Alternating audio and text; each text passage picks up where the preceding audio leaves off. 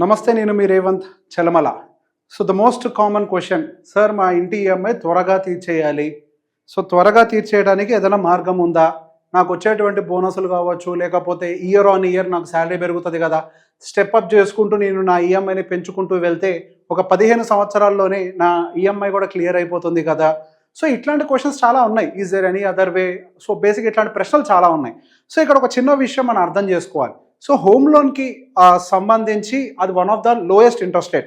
అసలు first thing, అసలు home loan తీసుకునేటప్పుడు అంటే ఇల్లు కొనేటప్పుడు అది మనం ఎఫర్ట్ చేయగలుగుతామా లేదా అంత ఎనలైజ్ చేసిన తర్వాత ఎస్ స్టిల్ మనం ఇంకా దాన్ని ఎఫర్ట్ చేయగలుగుతాము అని కన్ఫర్మ్ అయితేనే, కన్ఫర్మ్ అయితే మీరు వెళ్ళొచ్చు. సో బేసిక్గా ఆ హోమ్ లోన్కి వెళ్ళిన తర్వాత ఎర్లీగా తీర్చాలా లేకపోతే దానికి ఏదైనా మెథడ్ ఫాలో అవ్వాలా? సో దీన్ని కూడా ఒకసారి డీటెయిల్డ్గా బోర్డు మీద ఎక్స్ప్లెయిన్ చేసే ప్రయత్నం చేస్తాను. సో ఫర్ ఎగ్జాంపుల్, మనం ఏ ఇల్లు అయినా సరే ఒక 20 సంవత్సరాల కోసం తీసుకుంటాము. సో 20 సంవత్సరాలు ఈఎంఐ పెట్టుకున్నప్పుడు కొంచెం కొంచెంగా స్టెప్అప్ చేస్తే మనకు 15 ఏళ్ళలోనే క్లియర్ అయిపోద్ది. ముందు నాకు ఈఎంఐ క్లియర్ అయిపోతే మనసంతా ప్రశాంతంగా ఉంటుంది, ఎటువంటి బర్డెన్ ఉండదు. ఎస్, మనసంతా ప్రశాంతంగా ఉంటుంది, ఎటువంటి బర్డెన్ ఉండదు. కానీ దాంతో పాటుగా మన దగ్గర మరి కొంత అసెట్స్ని కూడా బిల్డ్ చేయడం కూడా ప్యారల్గా చాలా ఇంపార్టెంట్. కాబట్టి మనము హోమ్ లోన్ని పే చేసుకుంటూ ప్యారలల్గా ఏదైతే హోమ్ లోన్ యొక్క వడ్డీని లూజ్ అవుతున్నామో, సో అందరికుంటే ప్రాబ్లం కూడా అదే కదా, హ్యూజ్ ఇంట్రెస్ట్ పే చేయాలి. అంత వడ్డీ ఎందుకు కట్టాలి? ఆ వడ్డీని తగ్గించుకుంటే పోద్ది కదా. సో ఆ వడ్డీని మనం ఏదైతే ఇక్కడ తగ్గించుకోవాలి అనుకుని ఎక్స్ట్రా కడుతున్నామో దాన్ని కనుక మ్యూచువల్ ఫండ్స్లో ఎస్ఐపి రూపంలో సో కాల్డ్ మీ శాలరీ పెరిగే కొద్ది 10% స్టెప్అప్ చేయాలనుకుంటున్నారు కదా, అదే ప్యాటర్న్లో చేస్తే ఏం జరుగుతుందో చెప్తున్నాను. సో బేసిక్గా ఇప్పుడు ఫర్ ఎగ్జాంపుల్ మీరు ఒక హోమ్ లోన్ వచ్చేసరికి ఒక 80 లక్షలు, ₹1 కోటి ఇల్లు, 20 lakhs down payment, 80 lakhs simple formula. 80 lakhs ఈఎంఐకి వెళ్ళారు.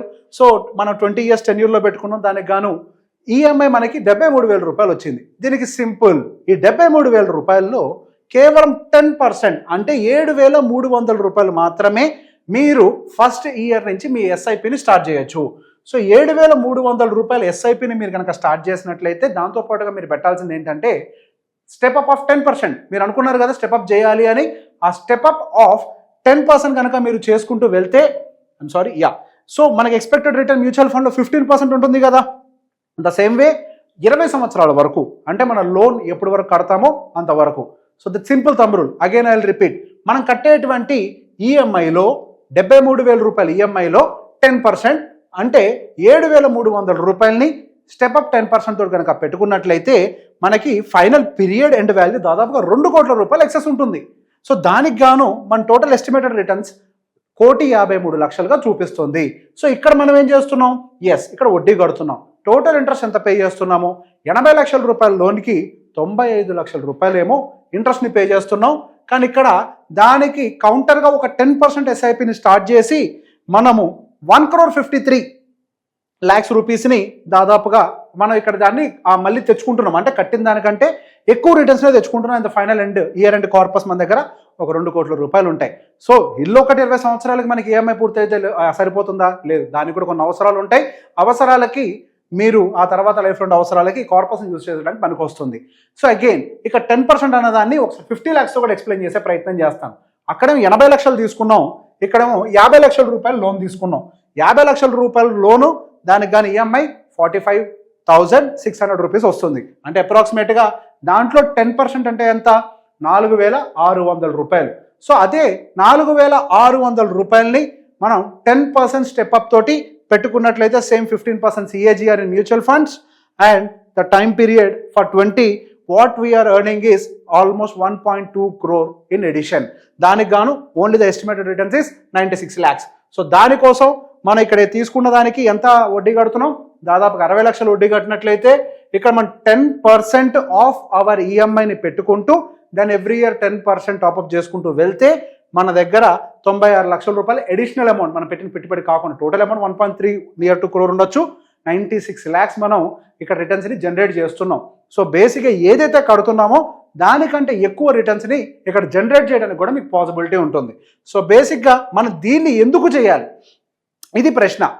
దాని బదులు ఈ గోల్ అంతా ఎందుకు నేను డైరెక్ట్గా అక్కడ ఫినిష్ చేసుకుంటాను అని అంటే ఇక్కడ ఒక కన్సర్న్ కూడా మీరు గుర్తుపెట్టుకోవాలి. సో మన చరిత్రలో ఏదన్నా లోయెస్ట్, మన చరిత్ర మన దేశం ఏంటి, ఏ కంట్రీ అయినా తీసుకోండి, ఏ దేశమైనా కానివ్వండి, లోయెస్ట్ ఇంట్రెస్ట్ రేట్ ఏదైనా ఉంది అని అంటే అది కేవలం మనకి హౌసింగ్ లోన్ మాత్రమే.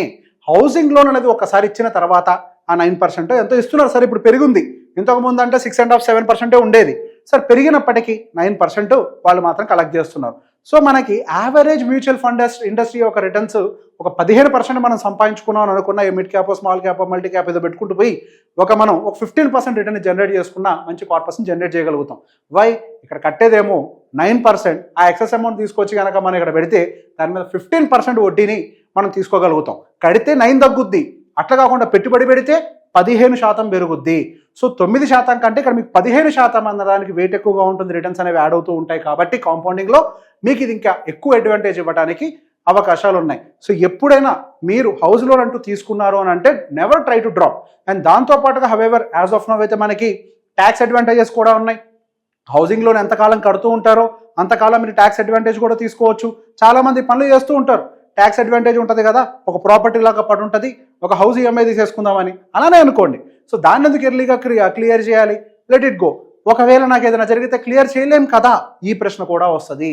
మీకు ఏదైనా జరిగితే ఇక్కడ మీరు ఎక్స్ట్రా ఎస్ఐపి చేసినటువంటి అమౌంట్ ఉంది కదా, దాని నుంచి మీరు కొంతకాలం ఈఎంఐని బేర్ చేయగలుగుతారు కదా. సో అది ఇంటి కోసమే పక్కకు పెట్టుకున్నామని అనుకోండి, దాని ఇంటి కోసం పక్కకు పెట్టుకున్నామని అనుకొని ఎప్పుడైనా నిజంగా మీకు ఆరోగ్య సమస్య లేకపోతే ఉద్యోగాలు అంటే ఏదైనా శాలరీ ప్రాబ్లం ఉన్నా కానీ మీరు కొంతకాలం కొన్ని నెలల పాటు దాని నుంచే తీసుకోవాలంటే హౌస్ ఈఎంఐని పే చేయొచ్చు.